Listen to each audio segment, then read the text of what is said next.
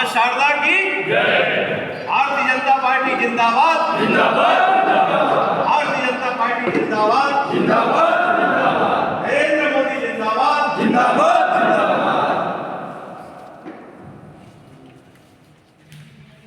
आज मैहर जिले की जो कार्य गांव चलो अभियान का है, इसकी जो बैठक हो रही है, क्योंकि ये मैहर जिला बनने के बाद कोई बड़ा अभियान आया है यहाँ पर, उसकी ये पहली बैठक है। तो उसमें मैं सभी कार्यकर्ताओं का स्वागत करता हूँ।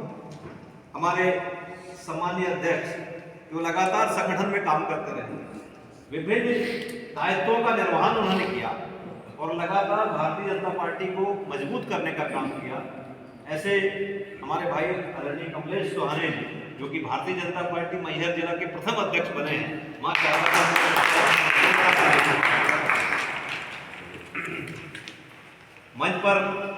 इस मंच पर विराजमान। भारतीय जनता पार्टी ने जब से सत्ता संभाली नरेंद्र मोदी जी के नेतृत्व में, तो आप सब जानते हैं कि पूरे भारतवर्ष में जिस बात को लेकर के जनसंघ, राष्ट्रीय स्वयंसेवक संघ और सभी समविचारी संगठन लगातार काम करते हैं, ऐसे कामों को पूरा करने का उन्होंने अद्भुत कार्य किया है।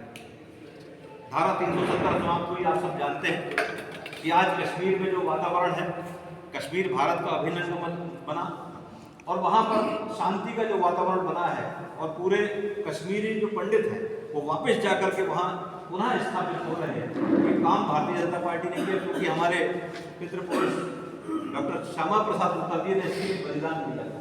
आप सब जानते हैं कि कश्मीर में परमिट राज था और हम सब नारा लगाते थे, एक देश में दो निशान, दो प्रधान, दो विधान नहीं चलेगा, और उस नारे को उसको चरितार्थ करने का काम किया। तो भारतीय जनता पार्टी की सरकार ने नरेंद्र मोदी जी के नेतृत्व में किया है और ये हम सब के लिए बड़े गौरव है। इसके बाद आप जानते हैं कि राम मंदिर का इतना बड़ा भव्य राम मंदिर वहां बना, भगवान राम की हम सबके ऊपर कृपा हो रही है। और 22 तारीख को इस सदी का एक अद्भुत दिवस जिसमें रामलला स्वयं विराजमान है। आप सब जानते हैं कि मूर्ति जिस समय आपके व्हाट्सएप सोशल मीडिया में आई थी कि मूर्ति भगवान की स्थापित होने जा रही है, और उसके बाद वहां जो मूर्ति स्थापित हुई, दोनों में जमीन आसमान था। जो मूर्ति बनाने वाले थे उन्होंने इस बात को स्वीकार किया कि ये वो मूर्ति नहीं जो मैंने कर करके बनाई थी, यहाँ भगवान स्वयं विराजमान है। क्योंकि ये अपने आप में 1492 से जो लड़ाई लड़ी गई 500 सालों में, और हम सब ने संघर्ष किया, 74 युद्ध हुए, 1.5 लाख लोगों का बलिदान तो उसी समय हुआ जिस समय उस मंदिर को ध्वस्त किया गया। और उसके बाद सभी ने अपने अपने तरीके से लड़ाई लड़ी और राम मंदिर की भव्य स्थापना हुई। क्योंकि हमको लोग कहते थे कि भारतीय जनता पार्टी सिर्फ राजनीतिक लाभ के लिए मंदिर का नाम लेती है। सोमनाथ से अयोध्या जी की यात्रा जो निकाली थी, रथ यात्रा निकाली थी रामकृष्ण आडवाणी जी ने, उनका रथ रोक दिया गया था 1989 में, आप सब जानते हैं। और उसके बाद सरकार को जो समर्थन दिया था बिना शर्त का, भारतीय जनता पार्टी ने विश्वनाथ प्रताप सिंह की सरकार को समर्थन वापस लेना। और उसके बाद आपने देखा कि जब 1990 में हमारे कार सेवक वहां गए, मुलायम सिंह यादव ने किस तरह से उनके ऊपर गोली चलाई और हमारे बहुत से कार सेवक इसमें वीर गति को प्राप्त हुए, शहीद हुए, उनका बलिदान भी व्यर्थ नहीं किया। कोर्ट की लंबी लड़ाई लड़ी, आप सब जानते हैं कि कितनी लंबी लड़ाई कोर्ट में लड़ी गई। और कांग्रेस वालों ने हमेशा, कांग्रेस के बड़े बड़े वकील, चाहे चिदंबरम हो चाहे कपिल सिब्बल हो, उन सब ने इसकी प्रोसीडिंग को रोकने का प्रयास किया। और एक बहुत चीज बोली कि हम किस तरह से इसको लोकसभा चुनाव के बाद करवाएंगे, तभी करवाएंगे। उन्होंने हर समय भगवान ने वहां पे अधोसंग रखने का काम किया, लेकिन अगर मंदिर बना है तो आप सबके, हम सब के राम भक्तों के पैसे से बना है।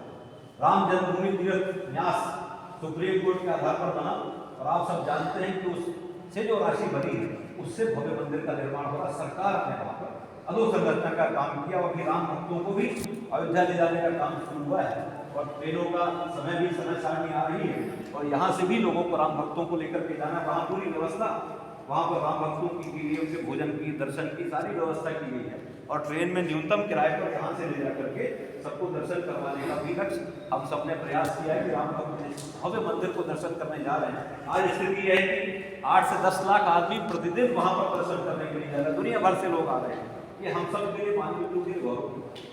ये नरेंद्र मोदी की सरकार है जो पंडित दीनदयाल उपाध्याय जी के सपनों में काम करने का काम करती, उसको साकार करने का काम करती, गरीब कल्याण का काम करती। आप सब जानते हैं कि पिछले 9-10 वर्षों में किस तरह से प्रधानमंत्री आवास के माध्यम से लोगों को पक्की छत प्रदान करने का काम हमारी सरकार ने किया। मैहर में भी आपके आसपास लोग रहते हैं, आप जानते हैं कि कितने लोगों को मकान मिले। नगर परिवार में आप देखते हैं काम किस तरह से सरकार की योजना के अंतर्गत लोगों को लाभ मिला है। 1.5 लाख रुपए की राशि मिली है और 2.5 लाख और लोगों को फ्लैट भी दिए हैं। कटनी में तो हमने लगभग 2800 फ्लैट वहाँ पर हम दे चुके हैं। 2800 फ्लैट बना कर दे चुके हैं, वहाँ पर गरीब व्यक्ति रह रहा है। और उसके बाद लगभग 6000 लोगों को हमने 2.5 लाख रुपए की राशि मकान के निर्माण में दी। माने एक छोटे से शहर से लेकर के गाँव से लेकर के हर जगह पर अगर छत देने का काम किया है कि नरेंद्र मोदी की सरकार। हम जानते हैं कि आयुष्मान योजना के माध्यम से कितने लोगों को उसका लाभ मिलता है। 5 लाख रुपए का स्वास्थ्य बीमा, उज्ज्वला गैस के माध्यम से घर घर में लोगों के चूल्हा जल रहा है। 10 करोड़ लोगों को, उस परिवारों को ये गैस का चूल्हा निःशुल्क मिला है और आगे भी मिलता जा रहा है। अभी आपने देखा कि विकसित भारत की जो यात्रा निकली है, जहाँ जहाँ पर भी जिन योजनाओं का लाभ लोगों को नहीं मिला, तो उनको पंजीयन करा करके उनको लाभ देने का काम किया। आप यहाँ भी यात्रा निकली हो और उसमें आप लोग भी गए होंगे, नरेंद्र जी भी गए। तो ये आप देख रहे हैं कि जिस तरह की शक्तियाँ भारत विरोधी शक्तियाँ इकट्ठे होने का प्रयास कर रही है और उसके लिए उनका इंडी गठबंधन ही बनाया। और धीरे धीरे करके जब उनको इस बात का एहसास हुआ कि सिर्फ नरेंद्र मोदी जी भारत का नेतृत्व कर सकते हैं, जिनके नेतृत्व में भारत विश्व को है, हमें उनके हाथ को मजबूत करना है।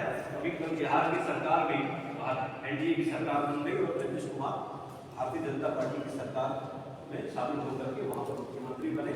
सम्राट चौधरी और विजय सिन्हा मुख्यमंत्री बने। तो ये वातावरण है पूरे देश का कि हर कोई भारतीय जनता पार्टी का चाहता है। आपने देखा कि विधानसभा चुनाव में भारतीय जनता पार्टी को